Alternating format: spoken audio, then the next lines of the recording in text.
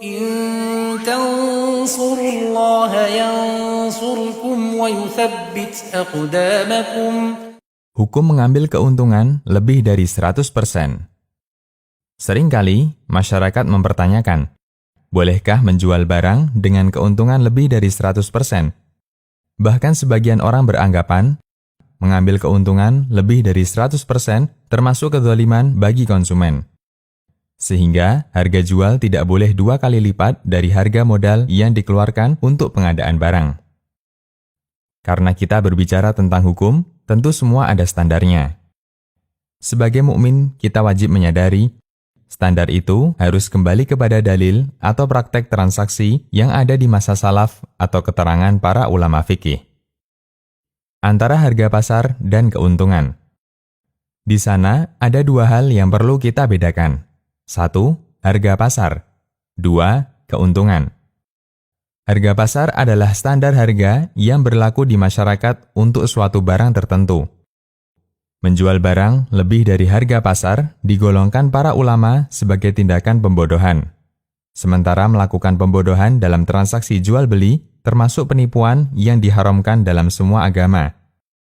Allah menyebut hari kiamat dengan hari Taghabun. Allah Subhanahu wa Ta'ala berfirman, yang artinya, itulah hari At-Taghabun. Quran Surat At-Taghabun ayat 9. Disebut hari Taghabun dari kata ghaban yang artinya pembodohan. Karena orang mukmin penduduk surga membodoh-bodohkan penduduk neraka. Al-Qurtubi menyebutkan keterangan Ibnul Arabi. Ibnul Arabi mengatakan, para ulama madhab kami berdalil dengan ayat ini untuk mengatakan bahwa tidak boleh melakukan tindakan pembodohan dalam muamalah di dunia.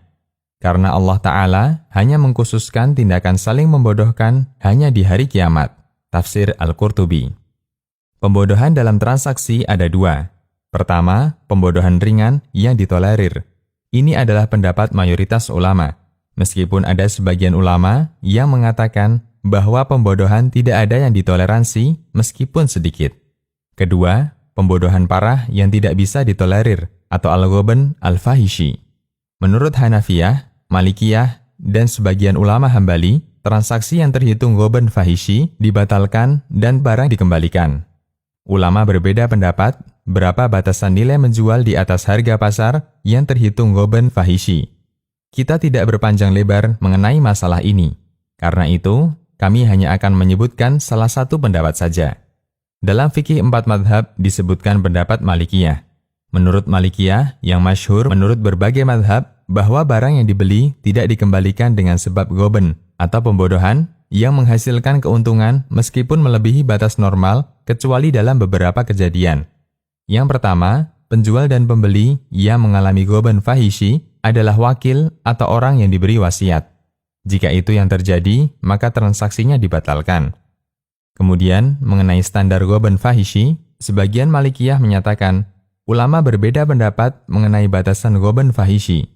Sebagian ulama mengatakan, apabila barang dijual sepertiga lebih mahal dari harga normal atau harga pasar, atau sepertiga lebih murah, maka terjadi ghaban.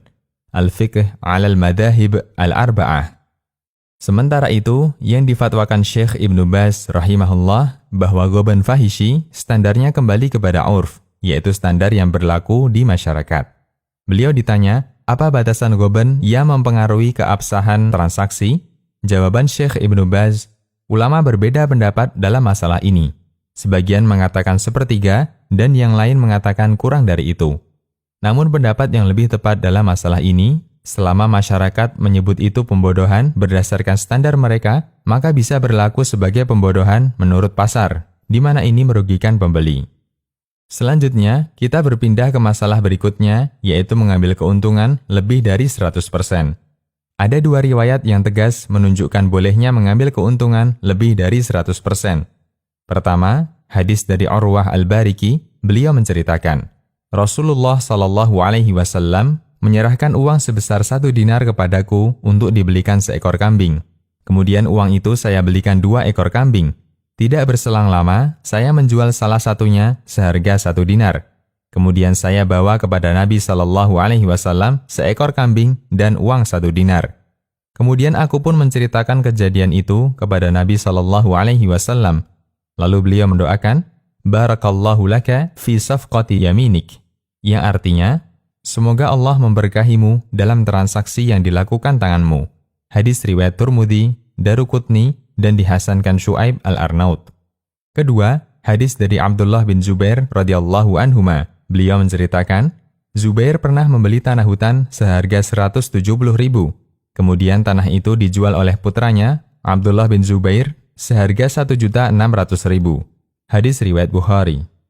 Hadis ini diletakkan Al-Bukhari dalam kitab sahihnya di bab keberkahan harta orang yang berperang.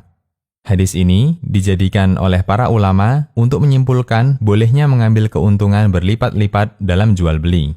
Majalah Majma' Al-Fiqh Al-Islami. Banyak kasus di mana orang bisa mendapatkan keuntungan berlipat-lipat ketika jual beli. Orang yang pergi ke hutan untuk mencari kayu gaharu, mereka bermodal gergaji, kapak, dan seterusnya, yang jika dinilai tidak lebih dari 2 juta. Dan ketika dia berhasil mendapat 1 batang gaharu, hasilnya bisa berjuta-juta. Jika dilihat dari modal, keuntungan bisa berlipat-lipat. Dan umumnya unit produksi bisa menghasilkan keuntungan berlipat-lipat jika dilihat dari modal. Meskipun hukum ini juga berlaku untuk unit usaha yang lain seperti trader. Biasanya, pembodohan itu banyak terjadi ketika konsumen kurang perhatian terhadap harga pasar atau kurang perhatian melihat situasi barang. Memang, keuntungan dalam jual beli mengikuti laju perekonomian masyarakat seperti faktor permintaan dan suplai barang atau ketersediaan barang. Namun, para pedagang hendaknya tetap memperhatikan kode etik pebisnis muslim. Dalam arti, tidak bernafsu meraup keuntungan dengan terlalu semangat memanfaatkan kesempatan. Karena ini yang memicu tindakan ghoben. Kesimpulan inilah yang disampaikan Lajnah Daimah dalam salah satu fatwanya.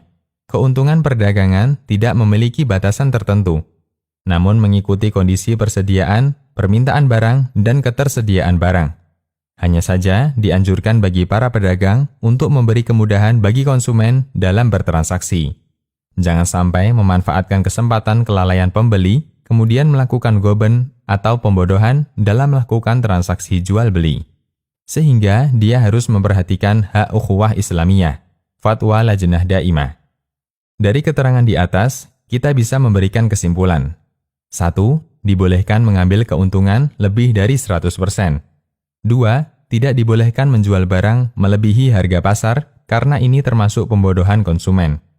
3. Keuntungan dari jual beli dibolehkan selama tidak menyebabkan harga barang dinaikkan melebihi harga pasar. 4. Memanfaatkan kelalaian konsumen terhadap barang bisa terhitung ghoben atau pembodohan jika harga dinaikkan secara tidak normal. 5. Dibolehkan menaikkan harga barang mengikuti perubahan harga pasar karena faktor ketersediaan dan permintaan terhadap barang. Demikian, Allahu a'lam.